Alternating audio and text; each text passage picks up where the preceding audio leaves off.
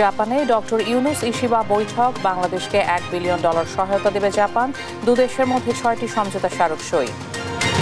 BNP প্রতিষ্ঠাতা জিয়াউর রহমানের 44তম শাহাদত বার্ষিকী আজ, সকাল থেকে তাঁর সমাধিতে শ্রদ্ধা জানাতে নেতাকর্মীদের ঢল।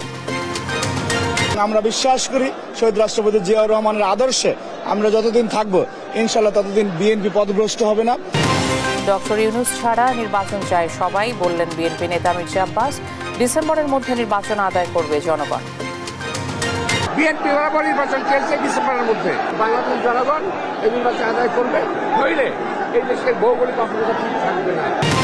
ভারী বৃষ্টিতে রাজধানীর বিভিন্ন সড়কে আজও জলাবদ্ধতা, ভোগান্তিতে নগরবাসী, জলোচ্ছ্বাসে উপকূলীয় জেলায় বিপুল ক্ষতি। একটু বৃষ্টি হলে আমাদের ব্যবসায়ীগুলো ভোগান্তিতে পড়ে, আমরা পানির নিচে থাকি। এখানে কোনো স্পিড বোট বা ট্রলার বা ক্রুজার কিছুই নাই। হাতিয়ার যোগাযোগ বিচ্ছিন্ন, সি ট্রাক, ছোট নৌকা কোনো কিছু ছাড়তেছে না। ছুটির দিনে রাজধানীর বাজারে কমেছে সব ধরনের সবজির দাম, মাংস অপরিবর্তিত থাকলেও মাছে বাড়তি কিছুটা স্বস্তিতে ক্রেতারা। গাজায় 24 ঘন্টায় প্রাণ গেছে আরও 70 ফিলিস্তিনির, যুক্তরাষ্ট্রের দেয়া যুদ্ধবিরতি প্রস্তাবের সম্মতি ইসরায়েলের, পর্যালোচনায় হামাস।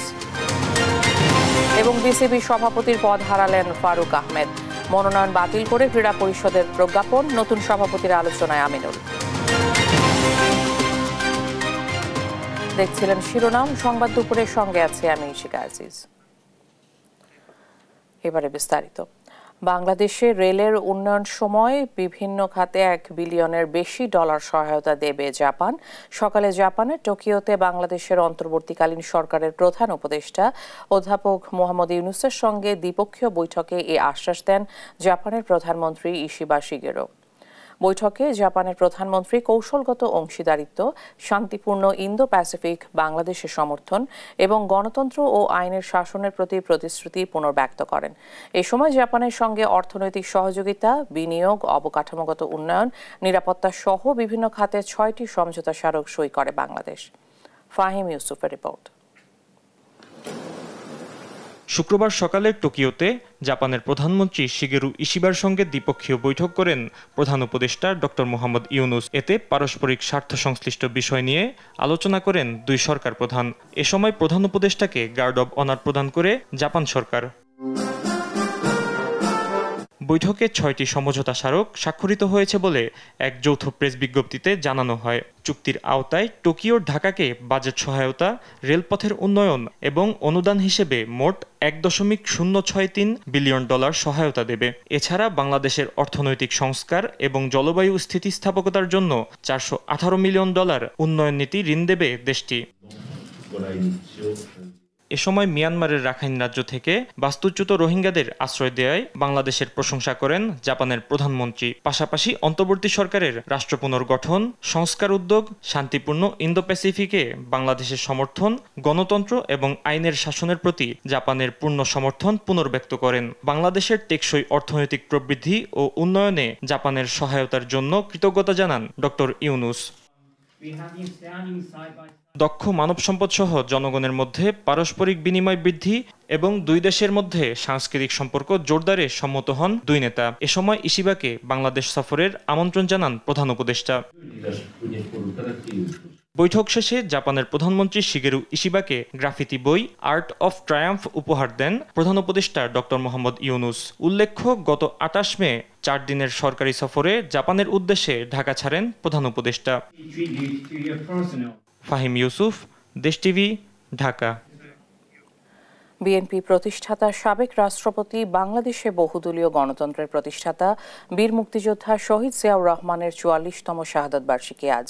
1981 সালের এই দিনে বিপথগামী কিছু সেনা সদস্য নৃশংসভাবে হত্যা করে আধুনিক বাংলাদেশের এর উপকারকে। মাত্র 45 বছর বয়সে অল্প সময়ে মুসলিম বিশ্বকে নেতৃত্ব দেয়া সফল এ রাষ্ট্রনায়ককে হত্যার মধ্য দিয়ে ব্যাহত হয় আধুনিক বাংলাদেশের অগ্রযাত্রা।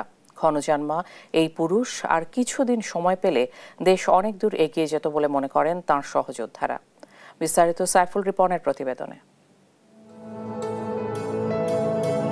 1936 সালের 19 জানুয়ারি বগুড়ার গাবতলী উপজেলায় বাগবাড়ি গ্রামে রসায়নবিদ মনসুর আহমেদ ও জাহানারা খাতুনের ঘর আলোকিত করে জন্ম নেন জিয়াউর রহমান কমল। 5 ভাইয়ের মধ্যে দ্বিতীয়। জিয়ার শিক্ষাজীবন শুরু হয় কলকাতার হেয়ার স্কুলে। 1952 সালে করাচি একাডেমি স্কুল থেকে ম্যাট্রিক পাশ করে ভর্তি হন ডিজে কলেজে। 1953 সালে অফিসার হিসেবে যোগ দেন পাকিস্তান সামরিক একাডেমিতে। 1971 সালের 25 মার্চ পাকিস্তানি হানাদার বাহিনী তৎকালীন পূর্ব পাকিস্তানে নির্মম হত্যাযজ্ঞ শুরু করলে রাজনৈতিক নেতৃত্ব শূন্যতায় দিশেহারা হয়ে পড়ে জাতি। এমন প্রেক্ষাপটে বিদ্রোহ করে স্বাধীনতার ঘোষণা দিয়ে যুদ্ধে ঝাঁপিয়ে পড়েন জিয়াউর রহমান। জেট ফোর্সের অধিনায়কের দায়িত্ব নিয়ে যুদ্ধ পরিচালনা করেন 1 নম্বর সেক্টরে। মুক্তিযুদ্ধের বিজয়ের পর ফিরে যান স্বাধীন বাংলাদেশের সেনাবাহিনীর চাকরিতে। স্বাধীনতা পরবর্তী দেশের রাজনৈতিক নেতৃত্বের ব্যর্থতা, দুর্নীতি, অনিয়ম, দুঃশাসনে দুর্ভিক্ষ পীড়িত দেশে 75-এ কু পাল্টা কুর মতো চরম অস্থিতিশীল পরিস্থিতিতে ফের দৃশ্যপটে আসেন জিয়াউর রহমান। 75-এর 7 নভেম্বর সিপাহী জনতার বিপ্লবের মধ্য দিয়ে দায়িত্ব নিয়ে শক্ত হাতে সেনাবাহিনীতে শৃঙ্খলা ফিরিয়ে আনেন তিনি। 19 দফা কর্মসূচি নিয়ে প্রথমে জাগদল ও পরে বাংলাদেশ জাতীয়তাবাদী দল বিএনপি গঠনের মধ্য দিয়ে শুরু করেন আধুনিক বাংলাদেশ গড়ার নতুন যাত্রা। জিয়াউর রহমানের নেয়া খাল খনন কর্মসূচির মধ্য দিয়ে দুর্ভিক্ষ পীড়িত দেশ অল্প সময়েই খাদ্য রপ্তানির সক্ষমতা অর্জন করে। শিল্প খাত বেসরকারীকরণের মধ্য দিয়ে শিল্পায়ন, ব্যবসা বাণিজ্যে ঘটান বিপ্লব। শ্রমশক্তি ও পোশাক রপ্তানির মধ্য দিয়ে অর্থনৈতিক অগ্রযাত্রায় উন্মোচন করেন নতুন দিগন্ত। দেশের আর্থসামাজিক উন্নয়নে প্রায় সব ক্ষেত্রে পদক্ষেপ নেয়ার পাশাপাশি দক্ষিণ এশিয়ার উন্নয়নে গড়ে তোলেন আঞ্চলিক সহযোগিতা সংস্থা সার্ক। কর্মসংস্থান ও বিশ্ব শান্তি প্রতিষ্ঠায় জীবনের শেষ মুহূর্ত পর্যন্ত পররাষ্ট্রনীতিকে নিয়ে যান অন্য মাত্রায়। 1977 থেকে 81, 4 বছরেরও কম সময় রাষ্ট্রপতির দায়িত্বে থেকে বাংলাদেশকে এগিয়ে নেন অনেক দূর। দেশ, জাতি ও সহযোদ্ধারা আজও তার অভাব অনুভব করেন। জাতি ধর্ম নির্বিশেষে সকলের জন্য সমান সুযোগ সৃষ্টি করে প্রত্যেকটা রাজনৈতিক দলকে সমান গুরুত্ব দিয়ে গণতন্ত্র প্রতিষ্ঠার জন্য যে কাজ তিনি করেছেন, এটা কন্টিনিউ করলে দেশ অনেক এগিয়ে যেত। মুক্তিযুদ্ধ এদেশের মানুষ করেছে যেই কারণে, যে লক্ষ্য উদ্দেশ্য নিয়ে এটা জিয়াউর রহমান এটা প্রতিষ্ঠিত করছে, তখনই তার বিরুদ্ধে ষড়যন্ত্র হয়, দেশীয় এবং আন্তর্জাতিক ষড়যন্ত্রে তাকে হত্যা করে। জিয়াউর রহমানের সততার অনন্য নজির স্থাপনের মধ্য দিয়ে বাংলাদেশকে বিশ্ব দরবারে প্রতিষ্ঠার অগ্রযাত্রা হোঁচট খায় 1981 সালের 30 মে।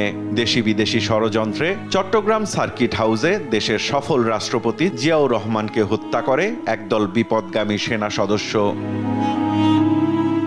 সাইফুল রিপন, দেশ টিভি, ঢাকা। সাবেক রাষ্ট্রপতি জিয়াউর রহমানের 44তম মৃত্যুবার্ষিকী উপলক্ষে সকাল থেকেই জিয়া উদ্যানে সমাধিতে শ্রদ্ধা জানাতে ঢল নামে নেতাকর্মীদের। বৃষ্টির মধ্যেই রাজধানীর জিয়া উদ্যানে জিয়াউর রহমানের সমাধিতে বিএনপির বিভিন্ন অঙ্গ সংগঠনের নেতাকর্মীদের ঢল দেখা যায়। এ সময় জিয়ার মাজারে বিএনপি ও এর অঙ্গ সংগঠন সহ বিভিন্ন রাজনৈতিক দল এবং শ্রেণী পেশার মানুষ শ্রদ্ধা নিবেদন করেন।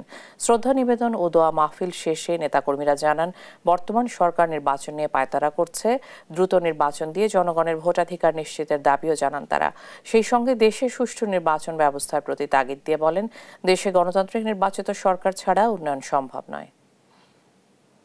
আমরা বিশ্বাস করি শহীদ রাষ্ট্রপতি জিয়াউর রহমানের আদর্শে আমরা যতদিন থাকবো ইনশাল্লাহ ততদিন বিএনপি পদভ্রষ্ট হবে না। বিগত দিনে শেখ হাসিনা স্বৈরাচার সরকার যে নিপীড়ন, জ্বালাও পিটাও চালিয়েছে, ঠিক তারই ধারাবাহিকতা বজায় রাখতেছে প্রায় সেম এই সরকার। আমরা এই সরকারকে বলতে চাই, অতি দ্রুত একটি গণতান্ত্রিকভাবে এদেশের জনগণকে তাদের ভোটার অধিকারটা ফিরিয়ে দিন। নির্বাচন নিয়ে বিএনপিকে দোষারোপ করা হচ্ছে, আদতে সরকার কি নিজেই চায় না নির্বাচন, এমন মন্তব্য করেন বিএনপির স্থায়ী কমিটির সদস্য মির্জা আব্বাস। শুক্রবার সকালে জিয়াউর রহমানের শাহাদাত বার্ষিকী উপলক্ষে জিয়াউর রহমানের সমাধিতে শ্রদ্ধা জানাতে এসে এসব কথা বলেন তিনি। এ সময় তিনি আরও বলেন, সংস্কারের জন্য বিদেশ থেকে লোক আমদানি করছে সরকার, কিন্তু সংস্কারের কথা বলতে বলতে এখন তারা নির্বাচন চান না।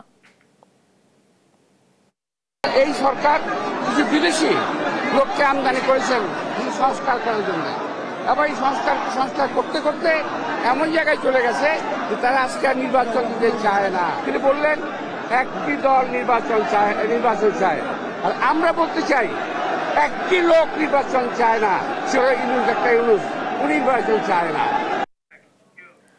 গভীর নিম্নচাপের প্রভাবে ঢাকা সহ দেশের বিভিন্ন স্থানে কখনো থেমে থেমে বা কখনো মুষলধারে বৃষ্টি হচ্ছে। টানা বৃষ্টির কারণে রাজধানীর গুরুত্বপূর্ণ সড়কগুলোতে তৈরি হয়েছে জলাবদ্ধতা। আবহাওয়া অফিস জানায় বৃষ্টি থাকবে আরও 2 দিন। সাগরে বায়ুতাড়িত বাতাস রয়েছে, যে কারণে প্রতিটি বন্দরে 3 নম্বর সতর্ক সংকেত দেখিয়ে যেতে বলা হয়েছে। সাবরিনা মজুমদারের রিপোর্টে বিস্তারিত জানাচ্ছেন আলী আক্কাস। বঙ্গোপসাগরে সৃষ্ট নিম্নচাপটি গভীর নিম্নচাপে পরিণত হয়ে দেশের উপকূল অতিক্রম করায় এর প্রভাবে দ্বিতীয় দিন শুক্রবার ভোর থেকেই রাজধানী সহ সারা দেশে ঝরছে বৃষ্টি। কখনো মুষলধারে, আবার কখনো ঝিরিঝিরি বৃষ্টি, সঙ্গে ছিল দমকা হাওয়া। দিনভর টানা বৃষ্টিতে বিভিন্ন সড়কে তৈরি হয়েছে জলাবদ্ধতা। নিউ মার্কেট, মৌচাক, সায়েদাবাদ, যাত্রাবাড়ি সহ বিভিন্ন এলাকায় রাস্তায় পানি জমে গেছে। জলাবদ্ধতার কারণে ছুটির দিন থাকার পরও সড়কে দেখা যায় তীব্র যানজট। রাস্তায় অফিসগামী ও স্কুলগামী কাউকে ভোগান্তি না পোহাতে হলেও নিউ মার্কেট সড়কে বিপাকে পড়েছে ব্যবসায়ী ও খেটে খাওয়া মানুষ। আজ 25 বছর আছে, 26 বছর একটু বৃষ্টি হলে আমাদের ব্যবসায়ীগুলো ভোগান্তিতে পড়ে। আমরা পানির নিচে থাকি, বিশেষ করে পানির নিচে থাকি, কোনো পদক্ষেপ নাই এই পর্যন্ত। মার্কেটে এসে কেনাকাটা করতে দুর্ভোগের শিকার হচ্ছি। যে সময় মতো আসি সেই সময় মতো এসে মার্কেট খোলা পাচ্ছি না, অথবা ব্যবসাপাতি মন্দ হয়ে মানুষের পানি উঠতে বইরে লইছি। গাড়ি আমরা তো গাড়ি চালাইতেছি, মোটামুটি খেপ পাই না। পানি উঠে তো ব্যাটারি রাস্তাঘাট নষ্ট হয়ে যেতেছে সবসময়। কালকে তো সারাদিন বৃষ্টি গেছে, আমরা গাড়ি চালাইতে পারছি না, মোটর সব ডুবে গেছে। আবহাওয়া অফিস বলছে বঙ্গোপসাগরে গভীর নিম্নচাপের কারণে ঢাকা সহ দেশের বিভিন্ন জেলায় বৃষ্টিপাত অব্যাহত রয়েছে। তবে এই বৃষ্টি 1 জুনের পর ধীরে ধীরে কমে আসবে। শুক্রবার দুপুর পর্যন্ত 24 ঘন্টায় ঢাকায় বৃষ্টি রেকর্ড করা হয়েছে 196 মিলিমিটার। সর্বোচ্চ বৃষ্টি হয়েছে চট্টগ্রাম বিভাগের বাইজদি কোর্টে 285 মিলিমিটার। দর্শক, বিরতি যাওয়ার পূর্বে যেমনটি বলছিলাম, বঙ্গোপসাগরের নিম্নচাপটি গভীর নিম্নচাপে পরিণত হয়ে দেশের উপকূল অতিক্রম করেছে। এতে উপকূলে দমকা হাওয়া, ঝোড়ো বৃষ্টিতে ঘরবাড়ি, গাছপালা, সড়ক ক্ষতিগ্রস্ত হয়েছে। ভেসে গেছে মাছের ঘের। হাতিয়ার সঙ্গে বন্ধ রয়েছে সারা দেশের নৌ যোগাযোগ। বরিশাল, চাঁদপুর, বরগুনা সহ অন্যান্য জেলায় অভ্যন্তরীণ রুটে বন্ধ রয়েছে লঞ্চ চলাচল। নিম্নাঞ্চলে সৃষ্টি হয়েছে জলাবদ্ধতা। বিদ্যুৎ বিচ্ছিন্ন রয়েছে বিভিন্ন এলাকায়। সহকর্মীদের পাঠানো তথ্যচিত্রে দেখুন টুম্পা আফরোজের রিপোর্ট। বঙ্গোপসাগরে সৃষ্ট নিম্নচাপটি গভীর নিম্নচাপে পরিণত হয়ে দেশের উপকূল অতিক্রম করেছে। এর প্রভাবে শুক্রবারও কক্সবাজার উপকূলে দমকা হাওয়া সহ ঝড়ো বৃষ্টি হয়। বাতাসের তীব্র গতিতে উপকূলীয় অঞ্চলে ঘরবাড়ি সহ গাছপালা উপড়ে পড়ছে। ভেঙে গেছে মেরিন ড্রাইভ সড়ক সহ অনেক গ্রামীণ সড়ক। স্বাভাবিকের চেয়ে জোয়ারের পানি 3-4 ফুট বেশি উচ্চতায় উঠেছে। মহেশখালী, ঘটিভাঙা সহ বিভিন্ন এলাকায় বাঁধ ভেঙে পানি ঢুকে ব্যাপক ক্ষতি হয়েছে। নিম্নচাপে ভোলায় অস্বাভাবিক হারে বেড়েছে নদ নদীর পানি। এতে তলিয়ে গেছে নিম্নাঞ্চল। ক্ষতি হয়েছে 5 শতাধিক ঘরবাড়ি। মনপুরা, তজুমউদ্দিন ও দৌলত খান পয়েন্টে বাঁধ ভেঙে তলিয়ে গেছে অন্তত 20টি গ্রাম। এতে পানিবন্দী হয়ে পড়েছেন হাজার হাজার মানুষ। পানিতে ভেসে গেছে পুকুর, মাছের ঘের, গবাদি পশু। 2 দিন যাবৎ বন্ধ রয়েছে অভ্যন্তরীণ ও দূরপাল্লার লঞ্চ চলাচল। বেশিরভাগ এলাকায় বিদ্যুৎ সরবরাহ বন্ধ থাকায় ভোগান্তিতে পড়েছেন স্থানীয়রা। 1 থেকে 1,500 ঘরবাড়ি ক্ষতিগ্রস্ত হয়েছে, বা এটা কম বেশি হতে পারে। আমাদের পর্যাপ্ত পরিমাণ ত্রাণের চাল আমাদের বরাদ্দ আছে। আমরা সকলকেই আমরা চাল দিয়ে এই মুহূর্তে সহযোগিতা করছি। নোয়াখালীর দ্বীপ উপজেলা হাতিয়ার সাথে সারা দেশে নৌ যোগাযোগ বন্ধ রয়েছে। এতে যাত্রীরা পড়েছেন বিড়ম্বনায়। নিম্নচাপ কেটে গেলেও নদীতে এখনো প্রচণ্ড ঢেউ ও বাতাস রয়েছে। বরিশালে বৈরী আবহাওয়ায় অভ্যন্তরীণ রুটে এখনো বন্ধ লঞ্চ চলাচল। টানা বৃষ্টিতে নগরীর বেশিরভাগ সড়কে জলাবদ্ধতার সৃষ্টি হয়ে ভোগান্তিতে পড়েছেন নগরবাসী। লঘুচাপের প্রভাবে চাঁদপুর ঢাকা নৌপথে সব ধরনের লঞ্চ চলাচল বন্ধ রয়েছে। টানা বৃষ্টিতে নদীর পানি 40 সেন্টিমিটার বেড়েছে। চরাঞ্চলে নিম্নাঞ্চল প্লাবিত হওয়ার সম্ভাবনার কথা বলছে পানি উন্নয়ন বোর্ড। সাতক্ষীরার আশাশুনিতে টানা বৃষ্টিতে মাছের ঘের প্লাবিত হলেও রিংবাঁধ দ্রুত বেঁধে ফেলায় ক্ষতির পরিমাণ কমেছে।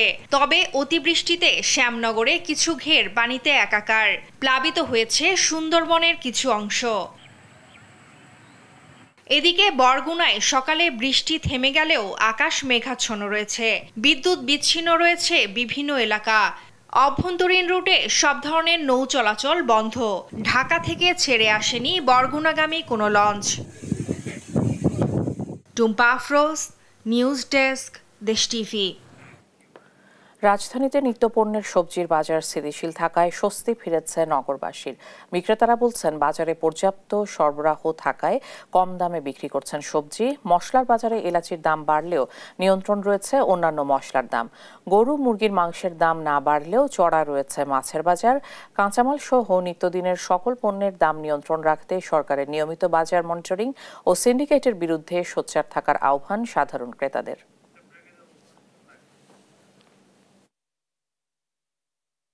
সবজির বাজারটা আজকে তুলনামূলক আপনার সবকিছুর দাম স্বাভাবিক আছে, সবকিছুর দাম কিছুটা কম আছে, হয়তো বৃষ্টির কারণে কিছুটা কম পাওয়া যাচ্ছে। ভাই কাঁকরোল হচ্ছে 50 টাকা 40 টাকা, পটল 20 টাকা 30 টাকা, পেঁপে আপনার 40 টাকা 50 টাকা, তারপর দুন্দুল 40 টাকা 50 টাকা, ঠিক আছে, ভেন্ডি 30 টাকা, পটল 30 টাকা। মশলার দরদাম সীমিত আকারে আছে, একটু জিরার দাম এলাচের দামটা একটু বেশি আকারে আর কি, আর সব লং এলাচি দারচিনি এগুলো সব লিমিটের ভিতরে আছে দাম।